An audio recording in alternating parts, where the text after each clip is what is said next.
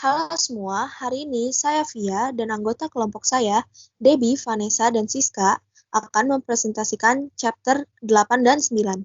Yang pertama, Strategy, Formulation, and Execution.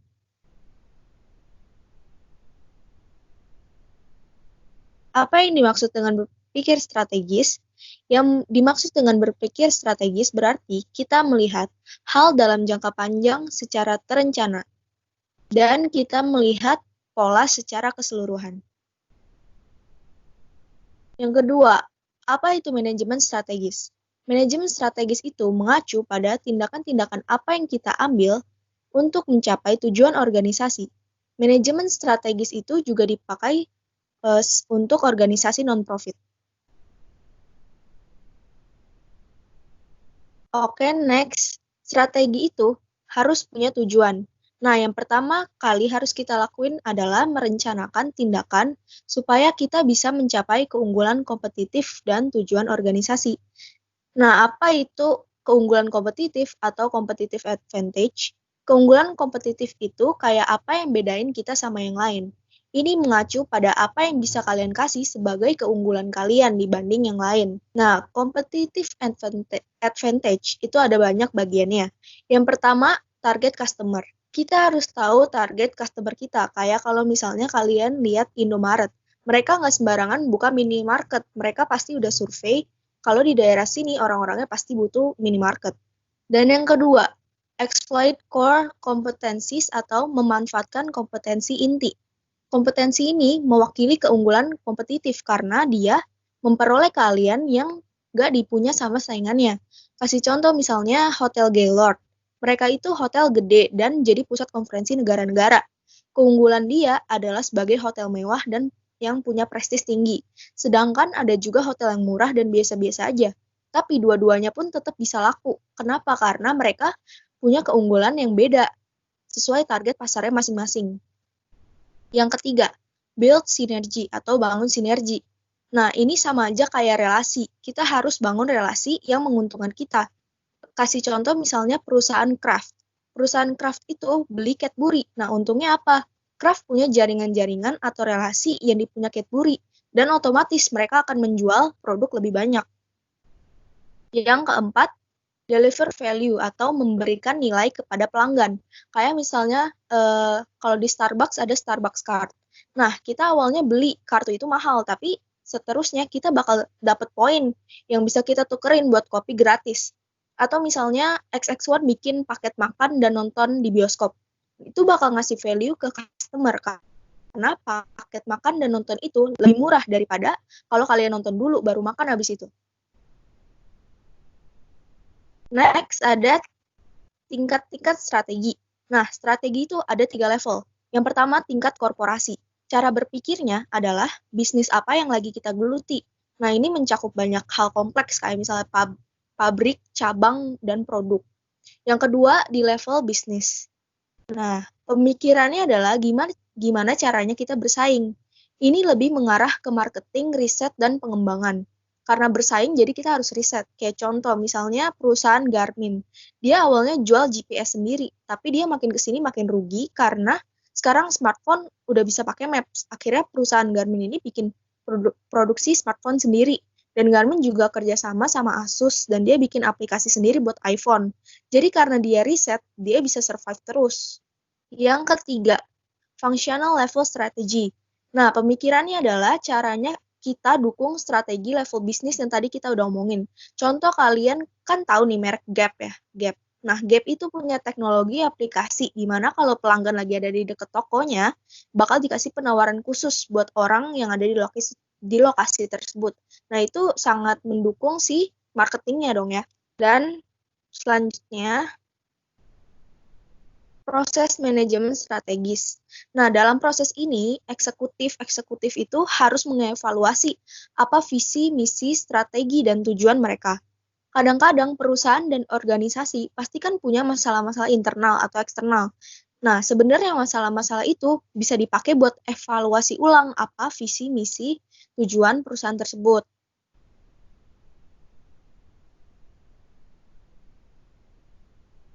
Strategi formulation versus execution atau formula strategi versus eksekusi. Mereka ini beda. Kalau strategi itu lebih ke perencanaan atau pengambilan keputusan buat development atau pengembangan si perusahaan. Sedangkan kalau eksekusi itu lebih ke pelaksanaannya, kayak alatnya, alat manajerialnya, dan administrasinya. Oke, next ada SWOT analysis atau analisis SWOT. Ini kita pasti udah belajar juga pas SMA, ada strength, weakness, opportunities, and threat. Nah, manajer itu biasa memperoleh informasi secara eksternal dan internal. Kalau eksternal, mereka bisa tahu dari pelanggan, laporan pemerintah, konsultan, atau mungkin temennya di perusahaan lain. Sedangkan kalau secara internal, manajer itu bisa dapat informasi dari laporan keuangan, survei sikap, dan kepuasan karyawan, dan semacamnya. Formulating corporate level strategi atau merumuskan strategi tingkat perusahaan. Ini merupakan tindakan yang diambil untuk mendapatkan keunggulan bersaing melalui pemilihan dan pengelolaan sejumlah bisnis atau usaha yang bersaing dalam beberapa industri pasar produk. Corporate level strategi terbagi menjadi 3. Yang pertama ada portofolio strategi, yaitu atau strategi portofolio. Jadi, investor perseorangan sering ingin melakukan diverifikasi dalam portofolio investasi dengan beberapa saham yang memiliki risiko tinggi, beberapa saham yang memiliki risiko rendah, beberapa saham pertumbuhan, dan mungkin juga beberapa obligasi pendapatan. Demikian juga dengan korporasi ingin memiliki perpaduan yang seimbang antara divisi bisnis dengan unit strategi bisnis. Sebuah unit strategi bisnis memiliki misi bisnis, lini produk, pesaing, dan pasar yang unik dibandingkan dengan unit strategi bisnis lain di korporasi. Para eksekutif juga harus bertanggung jawab atas seluruh korporasi umumnya, menentukan strategi keseluruhan, dan membawa sebuah portofolio unit strategi bisnis untuk melaksanakannya. Yang kedua ada BCG Matrix atau Matrix BCG. Matrix BCG ini merupakan salah satu cara yang untuk berpikir tentang strategi portofolio. Matrix BCG ini berasal dari nama Boson Consulting Group karena mereka yang mengembangkannya. Matrix ini mengatur bisnis dalam 2 tingkat dimensi, yaitu pertumbuhan bisnis dan pertumbuhan pasar. Tingkat pertumbuhan bisnis berkaitan dengan seberapa rapi seluruh industri yang meningkat. Sedangkan pertumbuhan pasar menentukan apakah unit bisnis memiliki pangsa yang lebih besar atau lebih kecil dibandingkan dengan pesaing. Kombinasi antara pasar tinggi dengan pasar rendah, serta pertumbuhan bisnis yang tinggi atau yang rendah, memberikan 4 kategori untuk portofolio perusahaan. Yang ketiga ada diverification strategi atau strategi diverifikasi. Jadi, strategi ini merupakan strategi untuk pindah ke bisnis yang baru. Tujuannya itu untuk memperluas operasi bisnis perusahaan agar menghasilkan jenis produk dan layanan yang baru dan berharga. Bisnis baru juga berkaitan dengan aktivitas bisnis yang sudah ada, organisasi yang sedang menerapkan strategi diverifikasi yang terkait. Sedangkan diverifikasi yang tidak terkait terjadi apabila sebuah organisasi berkembang ke bisnis yang sangat baru. Dengan diverifikasi tidak terkait ini, bisnis perusahaan itu tidak terkait secara logis antara satu dengan yang lainnya, karena sulit untuk membuat strategi yang baru. Sebagian perusahaan menyerah pada strategi diverifikasi tidak terkait ini. Suatu manajer perusahaan mengajar suatu peluang diverifikasi untuk menciptakan nilai melalui strategi integrasi vertikal. Integrasi vertikal berarti perusahaan berkembang menjadi bisnis yang menghasilkan persediaan yang dibutuhkan untuk membuat produk dan layanan yang mendistribusikan serta menjual produk atau layanan kepada para pelanggan. Formulating business level strategi atau merumuskan strategi tingkat bisnis. Di sini ada Porter 5 Competitive Force atau 5 kekuatan kompetitif menurut Porter. Yang pertama ada potensial new entrants atau hambatan bagi pendatang baru. Jadi di sini itu industri mendapatkan profit yang tinggi, maka hambatan para pesaing akan segera bermunculan. Jadi industri itu memiliki pesaing yang banyak dan industri ini bisa mendapatkan profit yang tinggi dengan sedikit hambatan, maka pesaing akan banyak bermunculan. Jadi kayak pesaingnya itu bisa datang dari perusahaan mana aja untuk mereka itu mendapatkan profit yang tinggi. Semakin banyak perusahaan pesaing yang bersaing pada market yang sama, maka profit atau labanya yang akan didapatkan itu semakin rendah atau semakin menurun. Yang kedua ada daya tawar pembeli. Jadi di sini itu semakin tinggi daya tawar pembeli dalam menuntut harga yang lebih rendah, maka semakin rendah juga profit atau laba yang didapatkan suatu perusahaan. Harga produk yang lebih rendah berarti pendapatan bagi perusahaan itu juga akan semakin rendah. Yang ketiga ada daya tawar pemasok. Daya tawar pemasok ini kuat oleh pemasok yang memungkinkan pemasok untuk menjual bahan baku pada harga yang tinggi atau menjualnya dengan berkualitas rendah kepada para pembelinya. Jadi, keuntungan perusahaan akan menjadi rendah karena memerlukan biaya yang tinggi untuk membeli bahan baku yang berkualitas. Jika kualitas bahannya itu tinggi, tapi jika kualitasnya itu rendah, maka biaya yang dikeluarkan itu juga akan semakin sedikit. Yang terakhir, ada hambatan bagi produk pengganti. Jadi adanya perubahan biaya atau kualitas atau juga bisa perubahan tren. Jadi hambatan ini terjadi apabila konsumen mendapatkan produk pengganti yang lebih murah atau produk penggantinya itu memiliki kualitas yang lebih baik dibandingkan dengan yang lainnya. Jadi semakin sedikit produk pengganti yang tersedia di pasaran akan semakin menguntungkan perusahaan. Dan juga ada lagi yaitu rivalry among competitors. Jadi dia ini tingkat persaingan di antara para pesaing atau persaingan di antara para pesaing.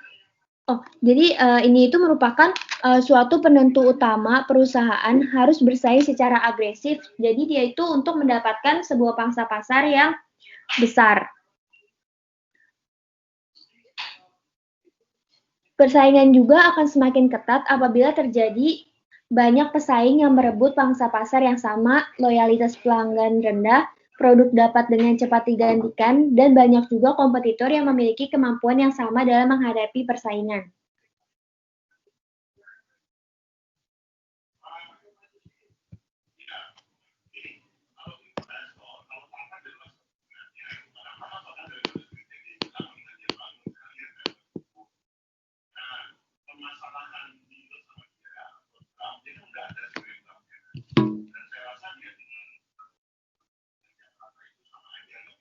Yang selanjutnya di sini ada bagan.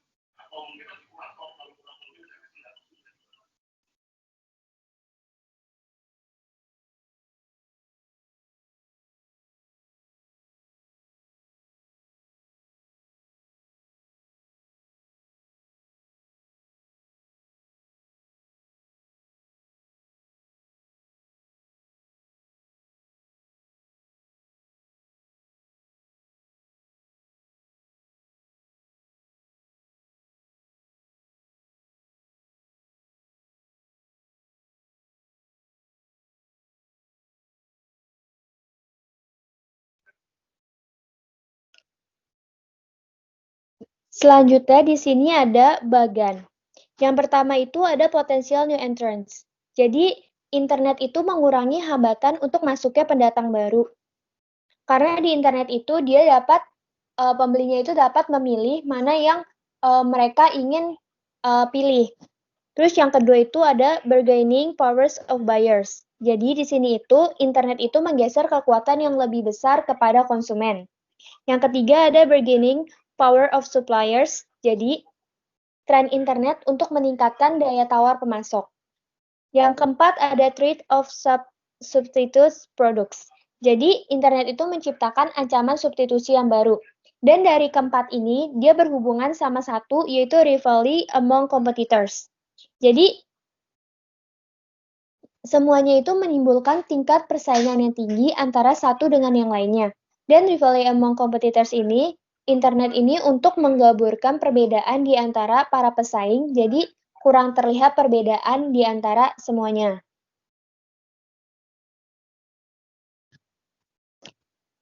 Selanjutnya ada Porter Competitive Strategies. Yang pertama itu ada diferensiasi.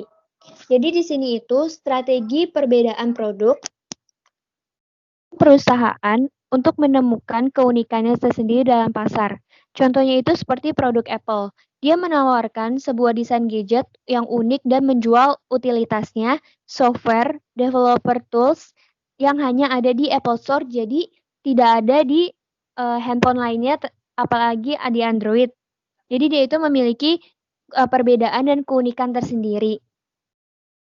Differentiation-nya ini juga merupakan keunikan produk yang dikedepankan memungkinkan suatu perusahaan untuk menarik minat sebesar-besarnya dari konsumen. Berbagai kemudahan penglihatan, fitur tambahan, fleksibilitas, kenyamanan, dan berbagai hal lainnya yang sulit ditiru oleh lawan. Jadi biasanya itu ditujukan pada para konsumen potensial yang relatif tidak mengutamakan harga dalam pengambilan keputusannya. Yang kedua ada biaya rendah atau cost leadership. Jadi di sini itu dia menekankan upaya untuk memproduksi produk standar dengan biaya per unitnya itu yang sangat rendah. Misalnya itu Bicola yang mampu menjual minuman soda lebih murah dibandingkan dengan produk lainnya seperti Coca-Cola. Jadi di sini itu harga Bicolanya itu lebih murah dibandingkan Coca-Cola, padahal mereka itu mempunyai minuman yang sama, yaitu minuman bersoda.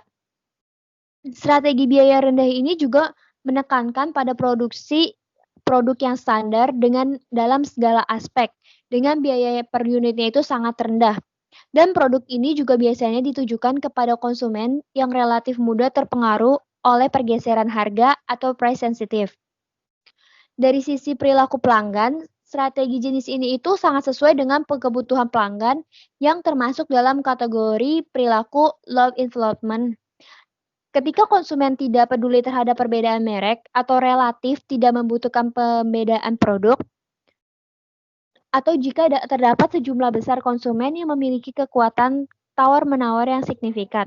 Strategi ini juga membuat perusahaan mampu bertahan terhadap para pesaingnya. Harga bahkan menjadi pemimpin dasar atau market leader dalam menentukan harga dan memastikan tingkat keuntungan pasar yang tinggi. Yang ketiga ada fokus. Fokus di sini itu untuk membangun keunggulan yang bersaing di dalam pasar tersebut yang lebih sempit. Dan tujuannya itu untuk melayani kebutuhan konsumen yang jumlahnya itu relatif kecil dan pengambilan keputusannya itu untuk membeli relatif tidak terpengaruh oleh harga. Jadi, di sini itu dia pelaksanaannya itu terutama pada perusahaan skala menengah dan besar. Strategi fokus diintegrasikan dengan salah satu dari dua strategi generik lainnya, yaitu strategi biaya rendah atau strategi pembedaan karakteristik produk. Strategi ini biasa digunakan oleh pemasok niche market atau segmen khusus atau khas dalam suatu perusahaan atau pasar tertentu. Di sini itu untuk memenuhi kebutuhan suatu produk, barang, dan jasa. Strategi ini akan menjadi lebih efektif jika konsumen itu membutuhkan suatu kekhasan tertentu yang tidak diminati oleh perusahaan pesaing. Formulating functional level strategi atau merumuskan strategi tingkat fungsional. Jadi strategi yang dirumuskan itu secara spesifik pada area fungsional tertentu untuk mendukung strategi unit bisnis. Biasanya dihasilkan dan dievaluasi oleh kepala departemen dan secara umum ditujukan untuk meningkatkan efektivitas operasi perusahaan dan kemampuannya untuk mencapai efisiensi, kualitas, inovasi, dan daya tanggap pelanggan yang unggul. Ada kaitan antara strategi fungsional, kompetensi khas, diferensiasi, biaya rendah, pencipta nilai, dan probabilitas. Ada juga hal yang perlu dipertimbangkan dalam formulating functional level strategi. Yang pertama itu harus laras dengan strategi tingkat unit bisnis. Yang kedua itu hanya perlu mengukur data penting yang menentukan pencapaian terhadap sasaran dan utama.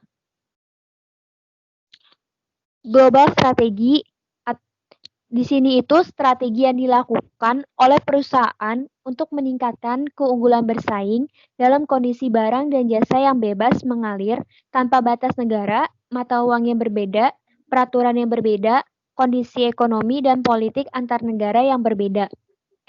Global strategi di sini dibagi menjadi 4. Yang pertama ada globalization strategi.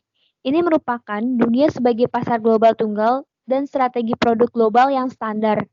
Jadi, dia di sini dunia itu merupakan sebuah pasar global tunggal atau yang cuman satu-satunya.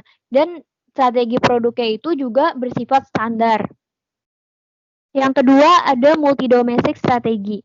Multi-domestic strategi di mana keputusan strategi dan operasi didesentralisasikan ke unit strategi di masing-masing negara untuk menyesuaikan produk kepada lokal.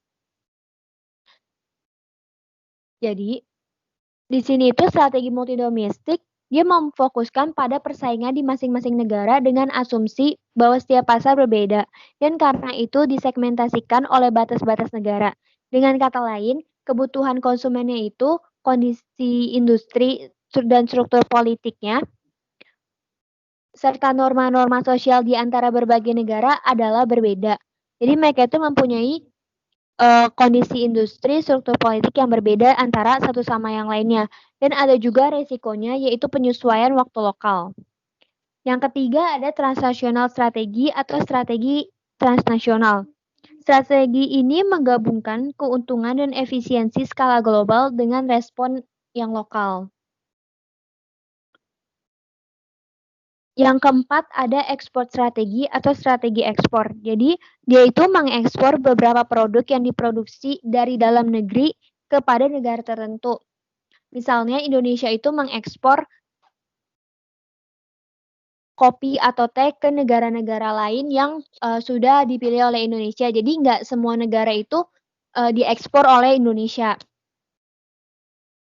Selanjutnya ada strategi execution atau eksekusi strategi.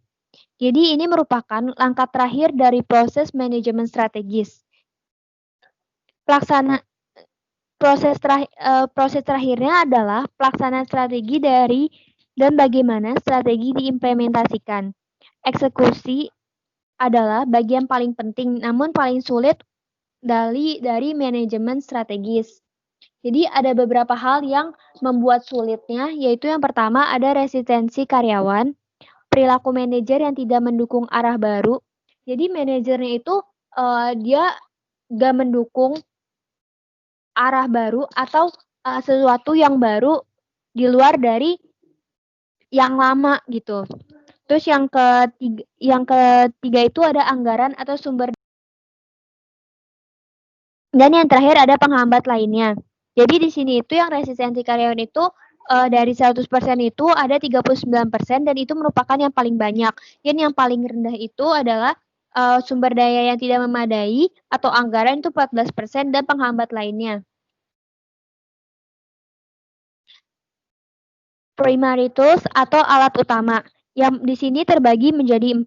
Yang pertama itu ada visible leadership, yaitu kepemimpinan yang terlihat. Jadi, kepemimpinan yang baik dan terlihat adalah kunci utama dari eksekusi. Pemimpin secara aktif, dia itu menggunakan persuasi, teknik motivasi untuk mengadopsi perilaku yang diperlukan.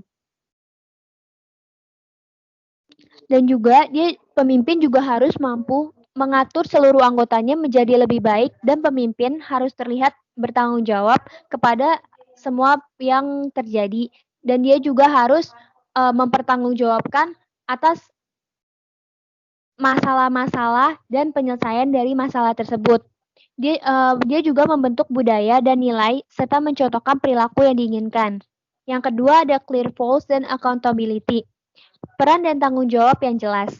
Jadi di sini itu dia diperlakukan pemahaman bagaimana tindakan suatu individu dapat berkontribusi untuk mencapai suatu strategi dan juga mendelegasikan otoritas dan tanggung jawab, menentukan peran dan menentukan arahan untuk ukuran dan metrik.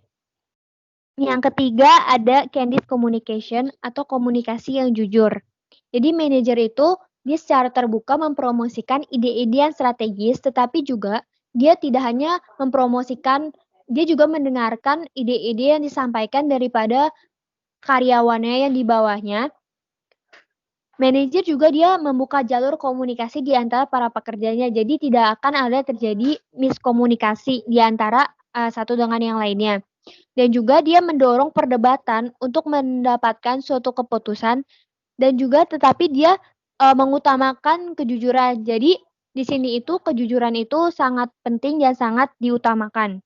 Dan yang terakhir adalah appropriate HR practice atau praktik SDM yang sesuai. Di sini itu HR itu merupakan human resource.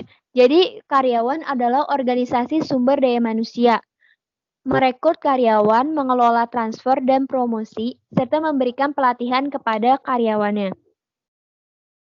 Di sini merupakan bagian dari visible leadership, clear roles, and accountability, human resource, dan candid communication.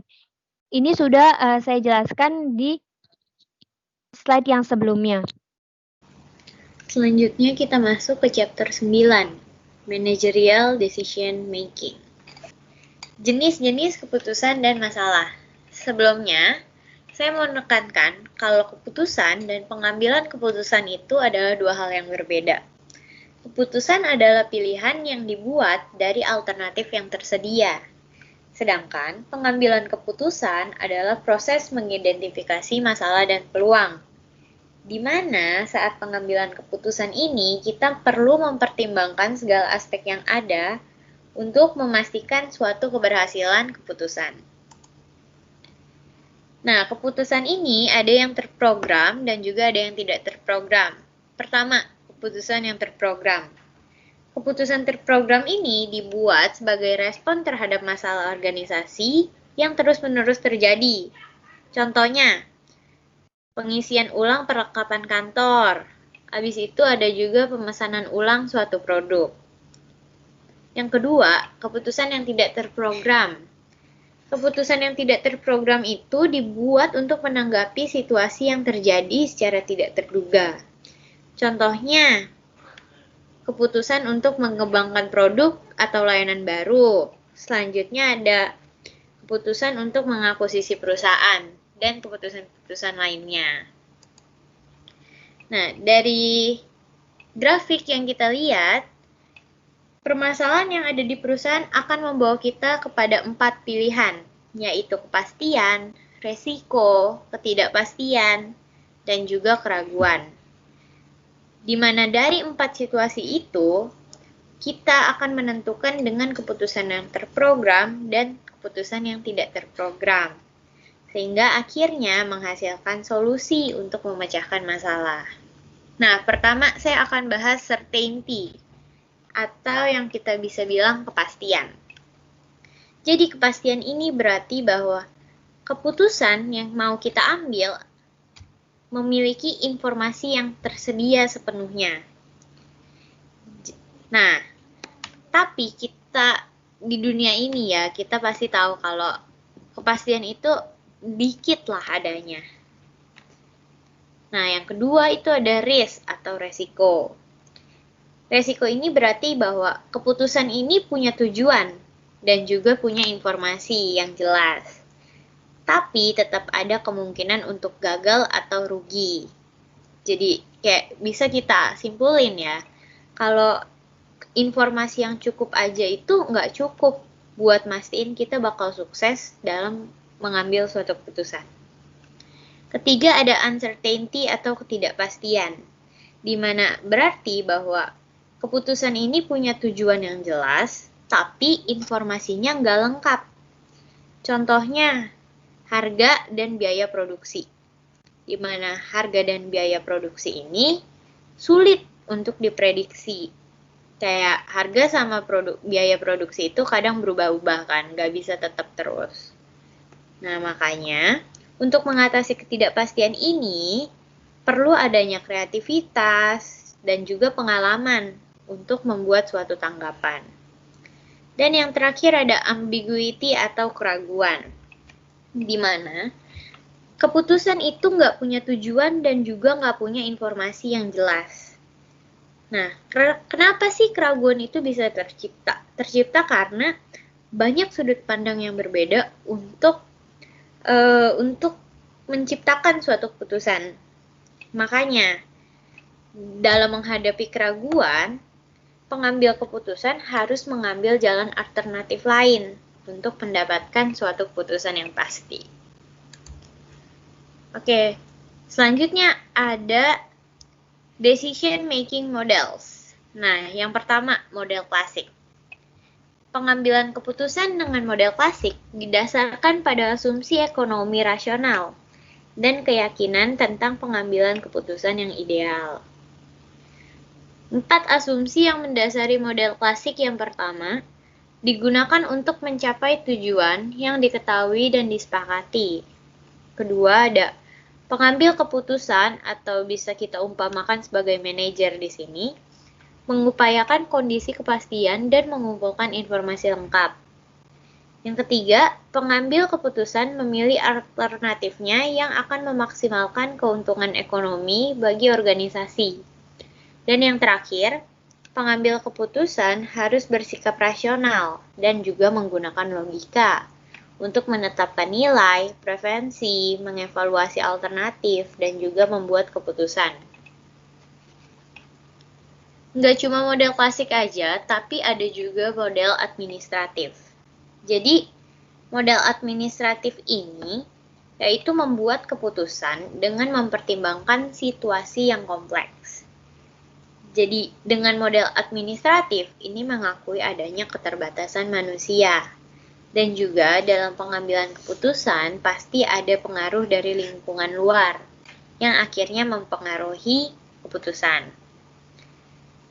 Aspek yang mendasari model administratif, pertama, pengambil keputusan nggak sadar akan masalah atau peluang yang ada. Kedua, prosedur rasional yang digunakan dibatasi oleh pemandangan simplistik dari masalah. Yang ketiga, pengambil keputusan harus mencari alternatif lain untuk membuat keputusan. Dan yang keempat, pengambil keputusan harus memiliki solusi yang memuaskan dibanding memilih solusi yang maksimal karena adanya suatu keterbatasan informasi. Dan yang terakhir, ada model politik. Jadi, model politik ini kayak mengambil model koalisi. Koalisi ini apa sih? Koalisi itu merupakan aliansi yang diciptakan untuk mendukung suatu tujuan tertentu. Koalisi ini dilakukan dengan membujuk seseorang untuk mendukung keputusan yang telah dibuat. Asumsi yang mendasari model politik yang pertama, organisasi terdiri dari banyak anggota, sehingga pengambil keputusan tidak memahami tujuan dari anggota yang lain. Kedua, informasi yang ada tidak jelas dan juga tidak lengkap. Upaya bersikap rasional dibatasi oleh kendala dari pribadi dan organisasi. Yang ketiga, pengambil keputusan saling bertukar sudut pandang untuk mengumpulkan informasi dan mengurangi keraguan. Dan yang terakhir, pengambil keputusan akan terlibat dalam debat untuk memutuskan tujuan dan mendiskusikan alternatif. Lalu kita masuk ke langkah-langkah pengambilan keputusan. Pertama, pengakuan persyaratan keputusan. Nah, pada langkah pertama ini si manajer itu mengetahui atau mengetahui masalah atau peluang atau masalah yang ada dalam perusahaan tersebut. Lalu masuk ke diagnosis dan analisis penyebabnya. Ketika manajer sudah mengetahui ini ada masalahnya, lalu si manajer ini harus mendiagnosis atau menganalisis penyebabnya melalui pertanyaan-pertanyaan 5W1H atau apa, kapan, di mana, bagaimana, kepada siapa, dan hasil apa yang ditimbulkan dari masalah ini. Lalu kita masuk ke yang bagian ketiga, itu menghasilkan solusi alternatif. Nah, ketika manajer ini tahu apa penyebabnya, nah si manajer harus menghasilkan solusi alternatif yang mungkin akan menjawab kebutuhan situasi dan memperbaiki penyebab yang mendasarinya. Nah, lalu untuk keputusan yang terprogram, alternatif yang layak mudah diidentifikasi. Pada kenyataannya, mereka biasanya sudah tersedia dalam aturan dan prosedur organisasi. Lalu kita masuk ke pemilihan alternatif yang diinginkan. Nah, ketika si manajer ini sudah mengumpulkan solusi atau alternatif, nah, ntar manajer ini menentukan salah satu alternatif yang dipilih dari beberapa alternatif yang diberikan itu. Lalu setelah dipilih, manajer harus menerapkan alternatif yang terpilih itu. Jadi, alternatif ini atau solusi ini harus diterapin untuk menyelesaikan masalah tersebut. Lalu, masuk ke evaluasi dan umpan balik. Ketika manajer sudah melakukan solusi ini, nah harus ada evaluasi atau efek yang ditimbulkan dari solusi tersebut. Jadi pada pengambilan keputusan ini, manajer itu harus mengevaluasi apa yang kurang dan apa yang harus dipertahankan.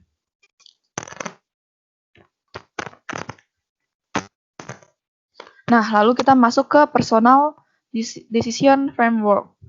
Nah, di sini itu adalah kerangka keputusan pribadi. Jadi seorang manajer itu ada beberapa style atau ada beberapa gaya, beberapa cara untuk si manajer ini menyelesaikan masalah. Pertama, itu gaya direktif. Adalah gaya yang digunakan atau yang digunakan oleh manajer yang lebih menyukai solusi yang sederhana dan jelas untuk masalah. Manajer yang menggunakan gaya ini sering membuat keputusan dengan cepat karena mereka tidak suka berurusan dengan banyak informasi dan mungkin saja mempertimbangkan satu atau dua alternatif. Nah, si manajer ini hanya mempertimbangkan dari satu atau dua solusi. Jadi ibaratnya dia nggak mau ribet. Lalu yang kedua, manajer dengan gaya analitis. Suka mempertimbangkan solusi kompleks berdasar banyak hal data yang dapat mereka kumpulkan.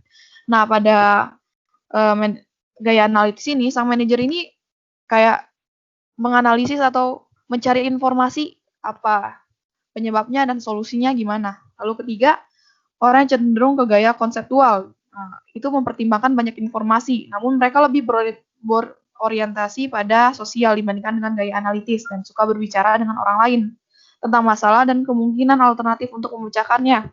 Nah, gaya yang ketiga ini adalah si manajer ini menggunakan gaya analisis juga, tetapi dia itu lebih memakai ke sosial. Jadi mereka atau manajer ini berhubungan dengan antar manusia atau ya sharing atau apa gitu untuk menemukan satu solusi yang terbaik. Lalu gaya perilaku. Seringkali merupakan gaya yang diadopsi oleh manajer yang memiliki perhatian yang dalam orang lain sebagai individu. Manajer yang menggunakan gaya ini suka berbicara dengan orang satu lawan satu. Nah, pada gaya perilaku ini, sang manajer itu suka one by one gitu. Jadi nggak suka dengan banyak hal dan mempertimbangkan efek dari keputusan yang diberikan mereka. Nah, setelah solusi dari satu dengan satu, si manajer ini mempertimbangkan efek yang ditimbulkan dari keputusan tersebut. Sehingga timbullah decision choice atau pemilihan solusi yang terbaik. Selanjutnya,